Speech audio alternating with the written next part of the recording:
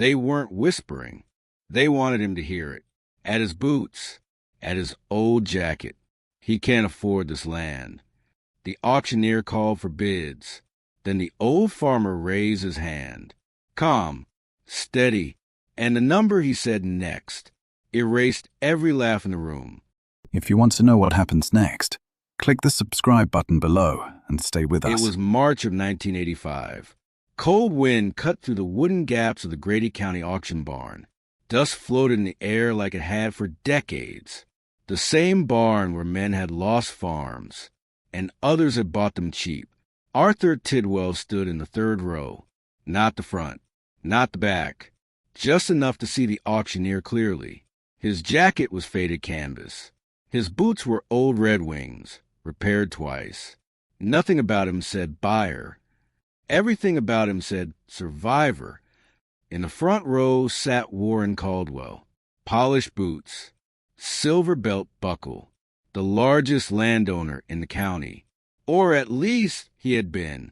Today, his 800 acres were up for foreclosure. The auctioneer cleared his throat.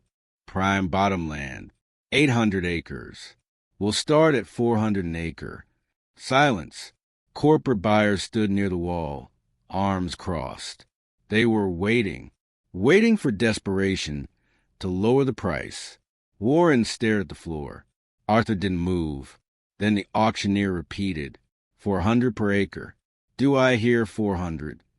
Arthur lifted his hand. 400. The room shifted. Whispers rolled through the benches.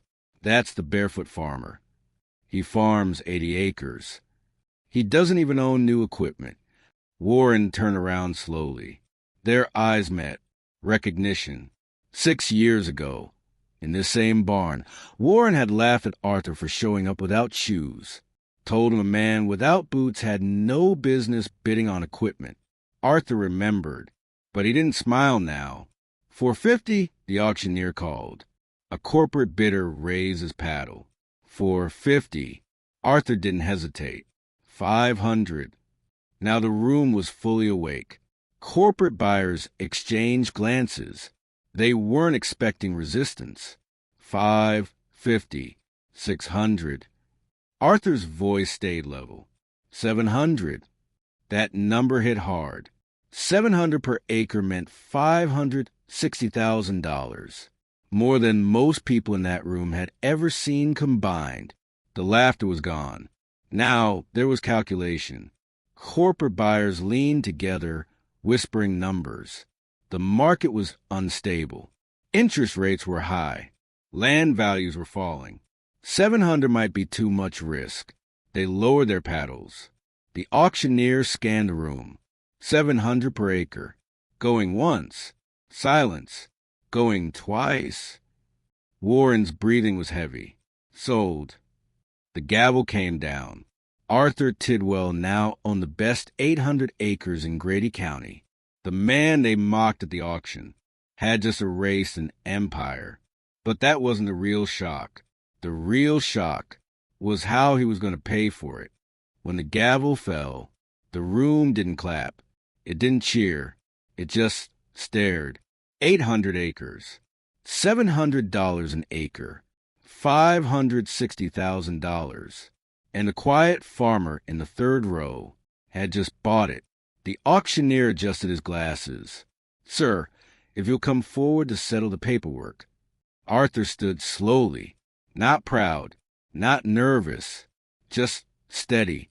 Each step echoed across the wooden floor. Boots that had once been laughed at now sounded different. Warren Caldwell didn't move. He was still sitting in the front row, still staring. Arthur had to walk past him to reach the table. For a second, neither man spoke. The room held its breath.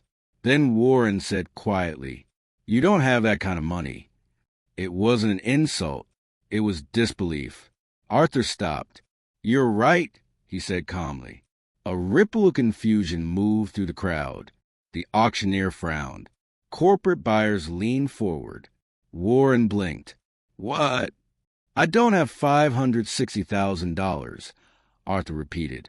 Now the room was buzzing again. Someone whispered, He can't pay?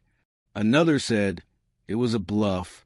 Warren's shoulders straightened slightly, a flicker of hope. But Arthur reached into his coat and pulled out a folded envelope. Inside were documents, signed agreements, 15 names. I have $12,760 in cash, Arthur said. He laid it on the table. And I have 15 small farmers who each committed what they could. The auctioneer looked confused. Arthur continued. We formed a cooperative last year. Quietly, the corporate buyers stiffened. Arthur looked around the room. Every one of them lost land during the boom. Every one of them watched it get bought by someone expanding on debt. His eyes landed briefly on Warren. We pooled our savings. Every dollar. We agreed that if land ever came back on the market at a fair price, we'd buy it together. The room was silent now, not mocking, listening. We're not keeping it as one piece, Arthur said. We're dividing it into family farms, 100 acres each, owner-financed. No banks. The word hung in the air. No banks. No interest rates. No adjustable loans. The corporate buyers lowered their clipboards. The auctioneer swallowed. You understand payment terms are required today. Arthur nodded. We've already arranged private financing through the group. No institutions involved. One of the corporate men stepped forward. You coordinated this? For a year. Arthur looked at him. For 6. Warren's face changed. Not anger. Not shame. Understanding. 6 years ago, he had laughed at Arthur in this same building, at his boots, at his poverty, at the idea that he belonged. And while Warren expanded, and borrowed, and built bigger, Arthur had saved. Quietly, patiently, Warren spoke again, voice rough. You planned this for me? Arthur shook his head. No, I planned to survive. The difference hit harder than any insult. Survive, while others chased growth. Arthur had chased stability, while others borrowed for expansion. Arthur had buried cash in a coffee can. The auctioneer cleared his throat. Funds verified? Arthur handed over the documents. Within minutes, the paperwork was confirmed. The sale was legal, binding, final. 800 acres were no longer part of an empire. They were about to become opportunity. Arthur signed his name. Slowly, carefully, the same man they mocked now controlled the land. But he wasn't finished. He turned back toward Warren, and what he said next would change the entire room. Warren Caldwell didn't stand. He didn't move. He just sat there staring at the man he once called a joke. Arthur stepped closer, close enough that only the first few rows could hear. You built something big, Arthur said quietly, but you built it on borrowed time. Warren's jaw tightened. I built it on ambition. Arthur nodded. And debt. Silence. The room pretended not to listen, but everyone was listening. You think I wanted this? Warren asked. You think I enjoyed watching men lose farms? It was business. Arthur looked at him calmly. That's the difference. Warren frowned. What difference? I never called it business. Arthur straightened slightly. I called it land. And land isn't numbers. It's families. The words weren't loud, but they cut deeper than shouting ever could. Warren looked down at his hands. Hands that once signed expansion loans, without reading the second page. Hands that once pointed at Arthur's boots. Hands that now own nothing. My father built this place, Warren muttered. His father before him. And mine lost his, Arthur replied, because of debt. That landed heavy. Arthur wasn't gloating. He wasn't celebrating. He was explaining. I don't hate you, Arthur said. That surprised Warren more than anything. You don't. Arthur shook his head. Hate wastes time. I needed that time. The truth settled in the air. while Warren chased scale. Arthur chased stability. While Warren bought acres, Arthur bought patience. The auctioneer announced the next parcel. No one cared anymore. The real sale had already happened. Warren stood slowly. For the first time, he looked small, not physically, internally. "What happens to my house?" he asked quietly. The house, the one thing not included in the parcel breakdown. Arthur didn't answer immediately. He looked at the man in front of him, not the empire builder, not the loud voice from 6 years ago, just an aging farmer who had gambled and lost. "You want to keep it?" Arthur asked. Warren swallowed. "It's all I have left." Arthur nodded slowly. 10 acres around the house.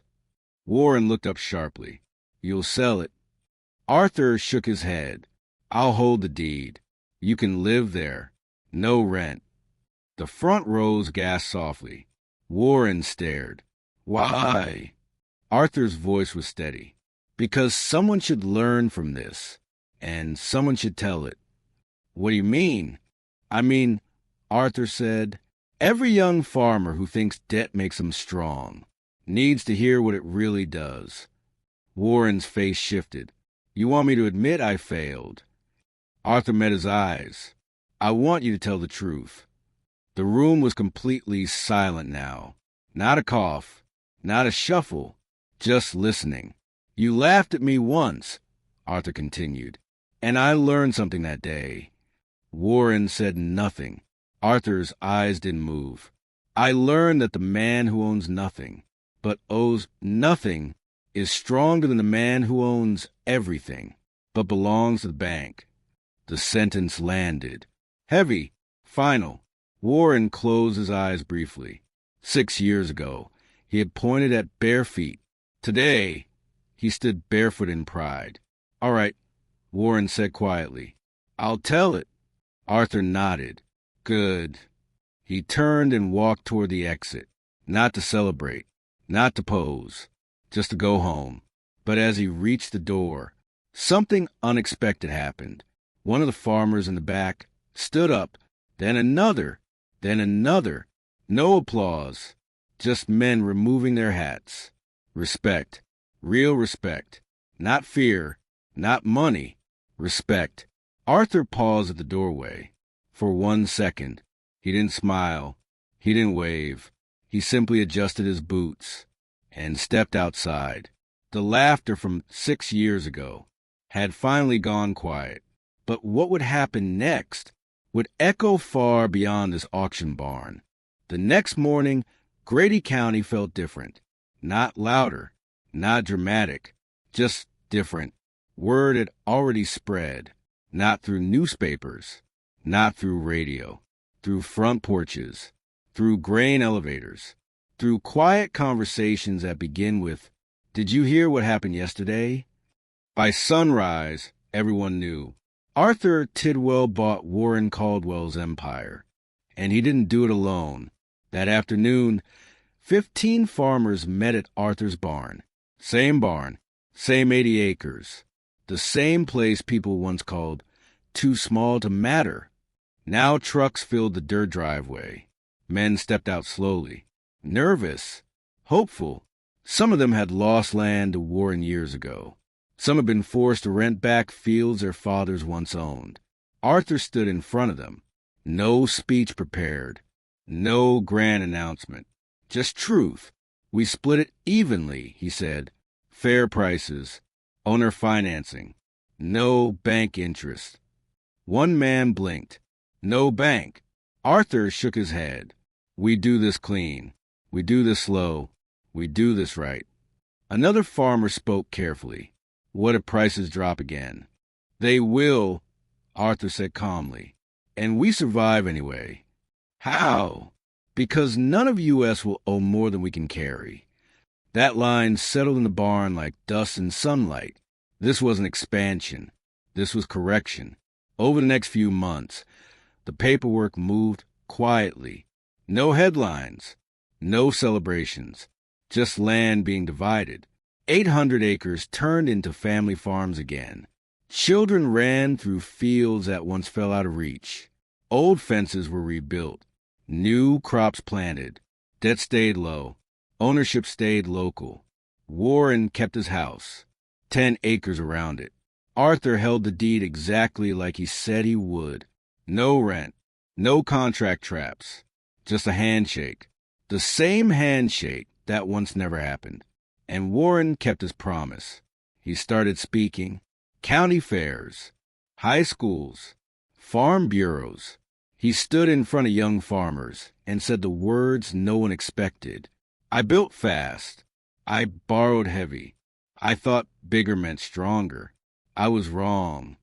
People listened, because failure speaks louder than success sometimes. He told them about interest rates, about sleepless nights, about watching land values fall while debt stayed the same. He never blamed the banks. He never blamed the weather. He blamed his own impatience. And every time he told the story, he mentioned one thing: the barefoot farmer who outlasted me. Arthur didn't change much. He added 160 acres to his original 80. Not 800, not 3,200, just enough. He still drove the same truck, still wore the same brand of boots, still farmed mixed crops, still saved every spare dollar. People started calling him smart. He didn't accept that. He always corrected them. I wasn't smart. I was patient. 5 years later, the land market stabilized, then slowly rose again. The farms Arthur helped restore grew stronger, not because they were huge, because they were sustainable. Families lived on them. Kids learned the work. Ownership stayed rooted. The county looked different, not dominated by one empire. Balanced, distributed, alive. One evening in late summer, Warren visited Arthur's porch. No crowd, no audience, just 2 aging men watching the sun drop behind Oklahoma fields. "You could have crushed me," Warren said quietly. Arthur didn't look at him. "I didn't need to." Warren nodded. "You know what hurt the most?" Arthur waited. "You didn't even celebrate." Arthur finally turned slightly. There was nothing to celebrate. Silence stretched comfortably between them. Warren sighed. "You ever think about that day? The auction barn. Your bare feet." Arthur smiled faintly. "Sometimes. I was cruel." "Yes." "I'm sorry." Arthur nodded once. "I know." No drama. No revenge speech. Just 2 men who understood time had done what anger never could. In 1992, Warren Caldwell passed away quietly. At his funeral, Arthur stood among the pallbearers. Some people whispered. They didn't understand. But Arthur did. Failure humbles a man. Admitting it redeems him. By the mid-1990s, Grady County had recovered. Slowly, carefully. The farms Arthur helped restore were stable, profitable, free.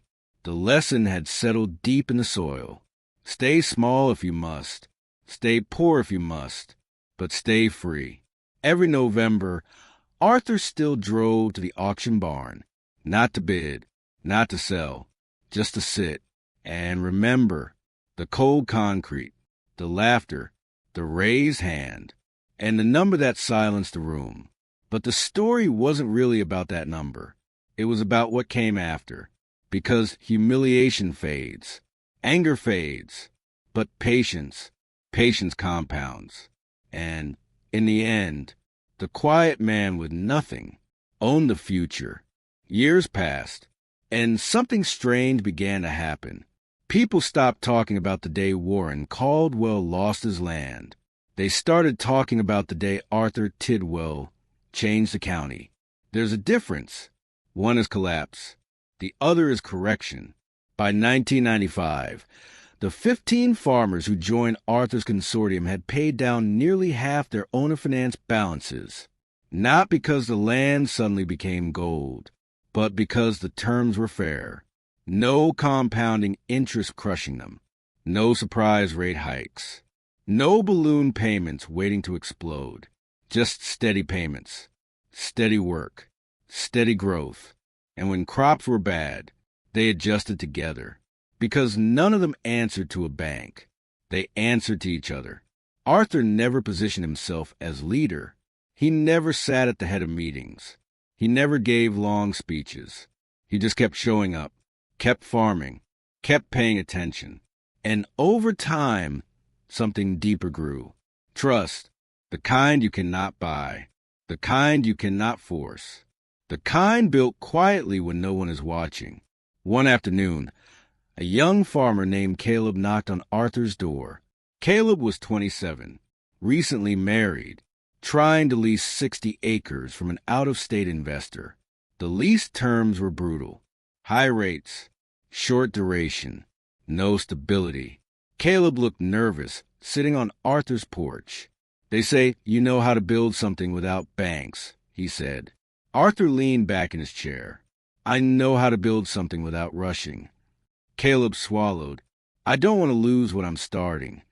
Arthur studied him carefully. You willing to stay small? Caleb hesitated. I want to grow. Everyone wants to grow, Arthur replied calmly. The question is how fast. Caleb didn't have an answer. Arthur stood up slowly. Come back tomorrow. Bring your numbers. The next day, Arthur gathered 3 of the consortium farmers. They reviewed Caleb's lease offer. They adjusted it. They restructured it. And within weeks, Caleb secured 40 acres under a fair contract instead of 60 under a crushing one. It was smaller, but it was survivable. That pattern repeated. Quietly, word spread beyond Grady County. Arthur never advertised, never campaigned, but young farmers started driving in from neighboring counties, not asking for handouts, asking for guidance. By the early 2000s, the land Arthur helped redistribute was stable, profitable, not flashy, but strong. And something else became clear. The families who regained land weren't trying to build empires. They were trying to build futures. That difference mattered, because empires chase headlines. Futures build roots. Arthur grew older. His hands stiffened in winter. His steps slowed slightly, but his mind stayed sharp. Every November, he still returned to the auction barn. He sat 3 rows from the back now, watched the bids, watched the young men with aggressive plans, watched the older men with tired eyes. Sometimes he saw the same look Warren once had, confident, certain, borrowed strength disguised as courage. He never interrupted, never interfered, but occasionally, when someone hesitated on a risky bid, he would lean forward and say quietly, "Make sure you can still sleep at night." Simple words, but heavy. One year, a teenager approached him after an auction. "Are you the barefoot farmer?" The boy asked carefully. Arthur smiled faintly. "Not anymore. My dad told me your story." The boy said, "He said you raised your hand and changed everything." Arthur shook his head gently. "No, I raised my hand because I was ready." The boy frowned. "What's the difference?" Arthur looked out at the emptying barn. "Changing everything isn't about one moment," he said. "It's about preparing long before that moment arrives." The boy nodded slowly. He understood more than he realized. As the years stacked up, the legend grew, but Arthur never accepted it. He always corrected people. "I wasn't braver than Warren," he would say. "I was just less rushed." That truth made some uncomfortable, because patience doesn't sound heroic. It sounds boring. But boring builds foundations. Excitement builds headlines, and headlines fade. By the time Arthur turned 85, Grady County looked nothing like it did in 1979. No single empire, no oversized leverage, just dozens of steady farms. Families working land they owned. Kids learning not just how to farm, but how to decide. And whenever someone new moved into the county and asked, "What happened here?" the answer was simple. Someone once got laughed at, and instead of burning, he waited. Arthur didn't see himself as a hero. He saw himself as a man who kept a promise. To his father, to himself, to the land, and in a world obsessed with fast growth and loud success, that quiet promise turned out to be louder than any laugh. The last time Arthur Tidwell walked into the Grady County auction barn, he was 91 years old. He didn't walk fast anymore, but he walked steady. Same posture, same calm eyes, same quiet presence that once silenced a room. Only this time, no one laughed. The barn looked different now. New paint, digital bidding screens, younger auctioneer. But the concrete floor was the same. Cold, unforgiving, honest. Arthur paused near the entrance, and for a moment he looked down at his boots. Then slowly he bent down and unlaced them. A few people noticed. Whispers started. Why is he taking off his boots? Arthur stepped forward, bare feet on the concrete, 91 years old, standing in the same place where, decades earlier, he had been humiliated. But this time, no one dared laugh. The auctioneer noticed him. "Mr. Tidwell," he said respectfully, "you bidding today?" Arthur smiled. "Not today." He walked toward the middle row and sat down. People shifted quietly around him.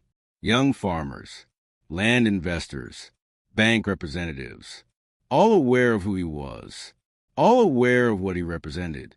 Halfway through the auction, a nervous young man stood near the aisle, maybe 30 years old, worn jacket, calloused hands.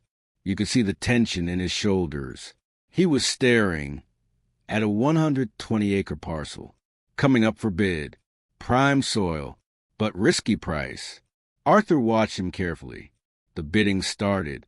400, 500, 6. The young man raised his hand at 650. Murmurs in the room. 700. He hesitated. Arthur leaned slightly forward. Not loud, not dramatic, just enough for the young man to hear. "Make sure you can still sleep tonight." The young man swallowed. The bidding hit 750. He lowered his hand. The land sold to someone else. He looked disappointed, embarrassed, but not crushed. Arthur nodded once. That was enough. After the auction ended, the young man approached him. "I wanted that land," he admitted. Arthur looked at him gently. "Do you need it or do you want it?" The young man thought about that. "I wanted it." Arthur nodded. "Then you did the right thing." The young man studied him carefully. "They say you once bought land from the biggest man in the county." Arthur smiled faintly. "No," he said. "I bought time." Outside, the Oklahoma wind moved across the fields. Arthur stood slowly, put his boots back on, tied them tight, and before leaving, he placed one hand on the auction barn wall. Not sentimental, not dramatic, just acknowledgement. He didn't beat Warren Caldwell. He didn't win revenge. He didn't conquer an empire. He simply outlasted it. Because debt collapses, ego collapses, fast growth collapses. But patience? Patience compounds quietly. Arthur passed away 2 years later, peacefully, in his sleep, on land that had been free for generations. At his funeral, farmers filled the church, not because he was famous, but because he was steady. Caleb was there, the once nervous young farmer, now owning 140 acres outright. He told the story to the younger generation, not about revenge, not about humiliation, but about choice. "You don't have to win fast," Caleb said. "You just have to still be standing when the dust settles." Today, in Grady County, there's no statue of Arthur Tidwell, no monument, no plaque, but every November, on the third Saturday, a few farmers quietly remove their boots for just a moment inside the auction barn, not as tradition, as reminder that a man once stood barefoot there, with $340 in his pocket, and nothing else, and chose patience over pride, chose freedom over ego, chose small and steady, over loud and borrowed, and because of that choice, an entire county changed. They mocked him at the auction. They pointed at his boots. They said he couldn't afford the land. He raised his hand anyway. And the number he said next didn't just erase laughter. It rewrote the future.